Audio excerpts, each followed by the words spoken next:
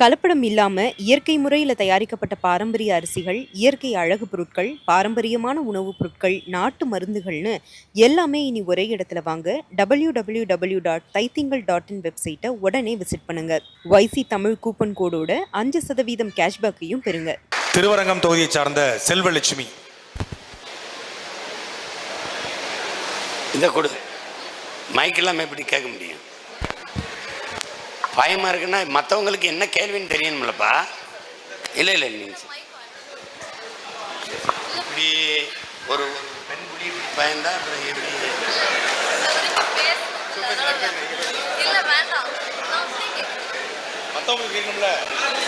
பயம் என்பது நம் பரம்பரைக்கே இருக்கக்கூடாது. அதுலேயும் குறிப்பாக பெண்களுக்கு அறவே இருக்கக்கூடாது. என்ன புலியை முரத்தால் அடித்து துரத்தினால் மரத்தினா அந்த மரத்தினி இல்லையா? வாரிசு இல்லையா? வேலுநாச்சியார் பேரனும் பேத்திகளுக்கும் பயம் என்பது எப்படி இருக்கலாம்? துணிஞ்சு பேசுப்பா. அப்படி கிட்ட வச்சுக்க, ரெண்டு கிட்ட வச்சுக்க. கிட்ட சொல்லு. இப்போ கட்சியில இருந்து முக்கிய நிர்வாகிகள் அதுக்கப்புறம் பொறுப்பாளர்கள்லாம் விலகிட்டு இருக்காங்கல்ல, இதனால கட்சிக்கு ஏதாவது கெட்ட பேர் வரும்னு நினைக்கிறீங்களா? செய்தியில எல்லாம் வந்துட்டு இருக்கு. அதனால வாக்கு சதவீதம் எதுவும் குறையுமா? குறையும் நீங்க நினைக்கிறீங்களா? அதாவது இப்போ கட்சியில இருந்து இவர்கள் வேண்டாம், இவர்களை எப்போது அனுப்புவது என்று எண்ணிக்கொண்டிருந்தவர்கள் தான் அவர்களா போறார்கள். நாமளே பல பேரை நீக்கியிருக்கோம், அனுப்பியிருக்கோம். இப்போ வெளியில போய் என்ன நம்மை பற்றி பேசுகிறார்களோ இதே தான் கட்சிக்குள்ளே இருந்து கொண்டும் பேசிக்கொண்டிருந்தார்கள். உள்ளே இருந்து துரோகியா இருப்பதை விட வெளியே போய் எதிரி ஆய்வது மேல் என்று தான் அவங்கள அனுப்பிச்சிருக்கு. ரெண்டாவது, இப்ப வெளியில போயிருக்க யாரும் 24 தேர்தலில் வேலை செய்யலை. அப்படி இருந்தும் நமக்கு வாக்கு விழுக்காடு குறையில, ஏறித்தான் இருக்கும், வளர்ந்து தான் இருக்கும். அதனால முக்கிய நிர்வாகிகள் என்பது தவறு. வளர்ச்சிக்கு முட்டுக்கட்டையாக இருந்த நிர்வாகிகள் என்றுதான் அதை சொல்லணும்.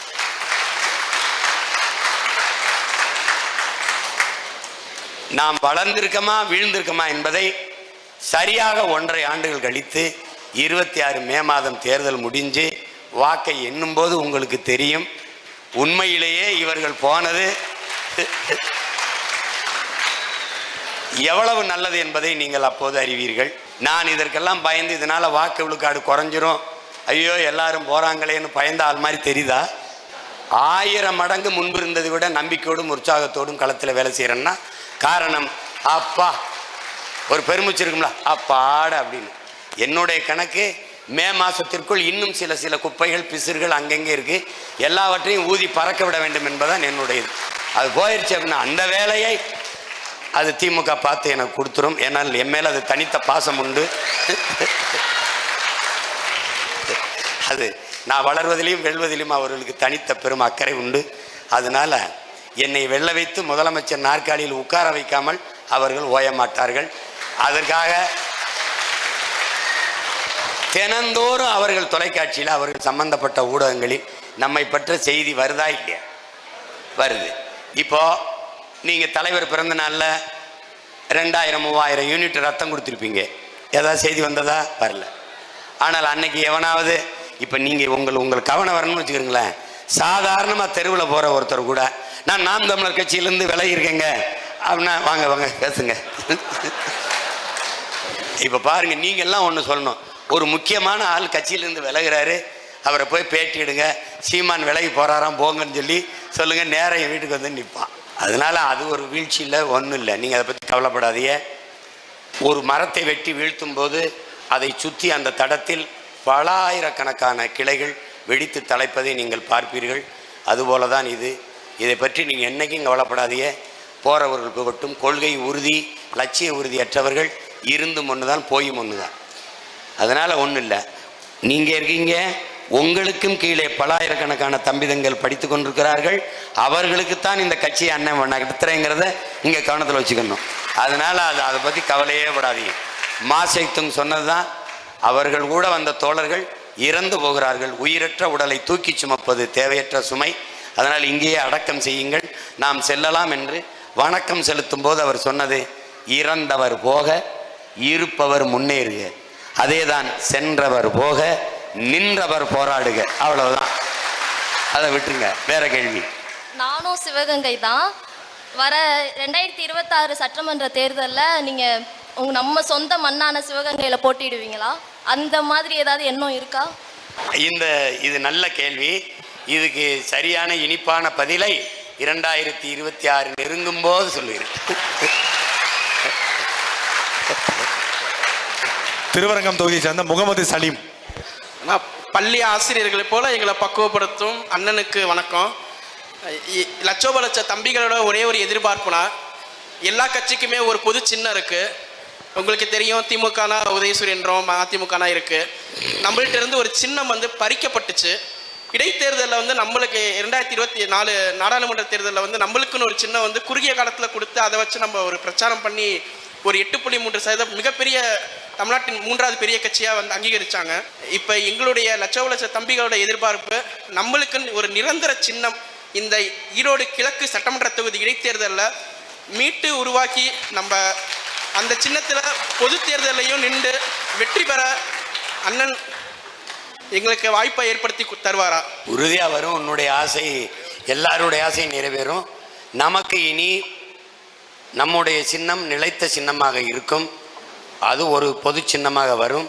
நீ விரும்பி எதிர்பார்க்கிற சின்னமே வரும். அதை பற்றி கவலைப்படாத, வாங்கிட்டு வருவோம். ஆனாலும் நம்முடைய கோட்பாடு, நம்முடைய கட்சியின் கொள்கை முடிவு ஒரே சின்னம் ஒரு கட்சிக்கு தொடர்ச்சியாக கொடுப்பது கூடாது என்பது நம்ம கொள்கை. நீங்கள் ஒவ்வொரு தேர்தலுக்கும் ஒவ்வொரு சின்னத்தை கொடுக்கணும். நம்மளுடையது இந்த சின்னம், இந்த அடையாளம். இப்போ ஒரு குக்கர் அல்லது ஒரு சைக்கிள் இந்த மாதிரி இருக்குல்ல, இந்த மாதிரி சின்னங்கள் இல்லாது அமெரிக்கா போல் எண் முறைக்கு வரணும் அப்படின்னு நம்ம சொல்லியிருக்கோம். அது தேர்தல் ஆணையத்தில் நான் கேட்கும்போது சிம்பல்லெஸ் எலெக்ஷனுக்கு வா என்று நான் சொல்லும்போது அது எப்படி படிக்காதவங்க என்ன செய்வாங்கன்னு கேட்டாங்க. 75 ஆண்டுகால விடுதலை பெற்ற இந்தியாவில் எல்லாரையும் படிக்க வைக்காமல் நீ என்ன பண்ணிட்டு இருந்தான்னு கேட்டேன். அப்புறம் நான் கேட்டேன், சிம்பல்லெஸ் எலெக்ஷனுக்கு வர முடியாது, நீ கேஷ்லெஸ் எக்கனாமிக்கு எப்படி வந்தான்னு கேட்டேன். நீ எப்படி கேஷ்லெஸ் எக்கனாமிக்கு வந்துட்ட, அப்போ சிம்பல்லெஸ் எலெக்ஷனுக்கு வா அமெரிக்கா மாதிரி அப்படின்னு. அப்படி வந்துட்டா ரொம்ப நல்லது.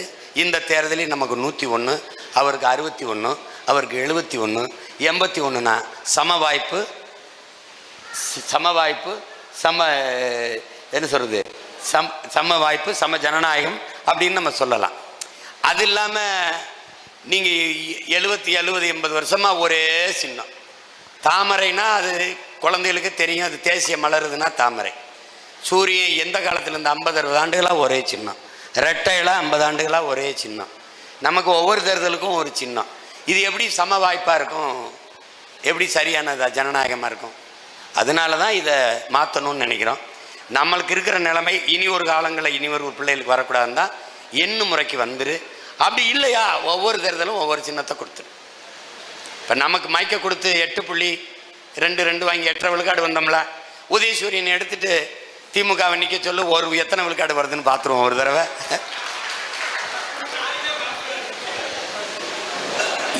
கொடுத்த சின்னத்தை மறந்துட்டு உதயசூரியன் கோட்டு கட்டுக்கிட்டு இருப்பாங்க. உனக்கு புதுசாக ஒரு சின்னத்தை கொடுத்து விட்டின்னு வச்சுக்க மறந்துடுவாங்க. எனக்கு கவலைப்படாத, உறுதியாக நீ நினைக்கிற மாதிரி ஆகச்சிறந்த சின்னம் வரும். அந்த சின்னம் நமக்கு நிலைத்த சின்னமாக இருக்கும். ஆனால் இறுதியாக 2 கேள்விகள். திருச்சி மேற்கு தொகுதியிலேருந்து துரைமுருகன்.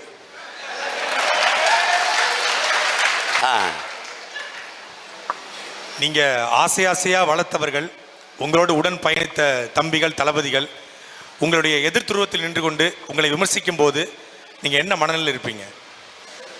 என்னுடைய சின்ன மகன் மாவீரன்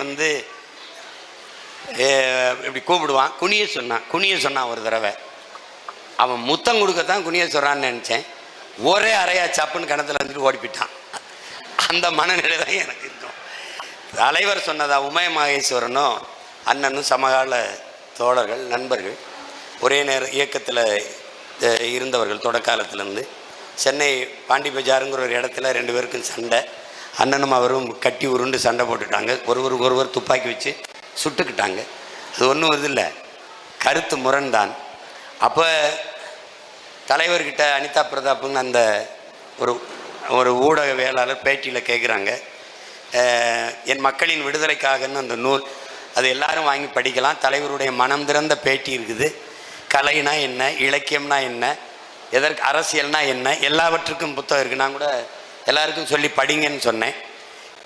என் என் மக்களின் விடுதலைக்காக அப்படிங்கிறது அந்த புத்தகம். ஒரு பெரிய புத்தகம் இல்லை, இவ்வளோ சின்னது தான். அதில் அண்ணன் சொல்கிறாங்க, சமகால தோழர் தான், அவருக்கு அந்த பொறுப்பை நான் தான் கொடுத்தேன். ஆனால் தனிப்பட்ட நட்பு உறவா இயக்கமா என்று வருகிற போது இயக்கம்தான் முக்கியம், அதனால்தான் அந்த நடவடிக்கை எடுக்கப்பட்டது என்று திரும்ப திரும்ப உங்களுக்கு அண்ணன் சொல்வது தான். 1000 ஆடுகளை மேய்க்கிற ஒரு மேய்ப்பன், ஒரு ஆடு, ஒரு குட்டி ஆடு, ஒரு சின்ன ஆடு, அந்த தாயின் வயிற்றிலிருந்து வரும்போது நானே தான் பிரசவம் பார்த்தேன். என் கையில் தான் அது குட்டியை போட்டது. நான் தான் அதை பறிக்கி விட்டேன். அதற்கு எல்லாம் பார்த்தேன், இலை கொடுத்தேன், குறைகள் எல்லாம் வச்சேன். அதற்கும் ஒரு செல்ல பேர் வைத்தேன், வளர்த்தேன். இந்த 1000 ஆடும் ஒரு இடத்தில் மேயும் போது 999 ஆடு ஒரு இடத்தில் நிற்கும்போது இந்த ஒரு ஆட்டுக்குட்டி வெவ்வேறு இடங்களில் ஓடி ஓடி ஓடி பேச்சு கேட்காமல் தனியாக திரிந்தால், இந்த ஒவ்வொரு ஆட்டுக்குட்டியை பற்றி இந்த மேய்ப்பன் கவலைப்பட்டால் 999 ஆடும் சிதைந்து களைந்து வீணாயிடும். தான் செல்லமாக வளர்த்த ஆட்டுக்குட்டி என்றாலும் அந்த குட்டியை பழியிட்டுத்தான் ஆக வேண்டும். அதுதான் நல்ல மேய்ப்பனுக்கு அழகு, வேற வழியே இல்லை. எனக்கு என் லட்சியத்தை தொட வேண்டும் என்றால் இந்த மாதிரியான இந்த சின்ன சின்ன இதுகளையெல்லாம் பொருள்படுத்தாமல் நாம் நடந்து போய்கொண்டுதான் ஆக வேண்டும், கடந்து போய்த்தான் தீர வேண்டும். கலப்படம் இல்லாம இயற்கை முறையில தயாரிக்கப்பட்ட பாரம்பரிய அரிசிகள், இயற்கை அழகு பொருட்கள், பாரம்பரியமான உணவுப் பொருட்கள், நாட்டு மருந்துகள்னு எல்லாமே இனி ஒரே இடத்துல வாங்க. www.thaithingal.in வெப்சைட்டை உடனே விசிட் பண்ணுங்க. YC தமிழ் கூப்பன் கோடோட 5% கேஷ்பேக்கையும் பெறுங்க.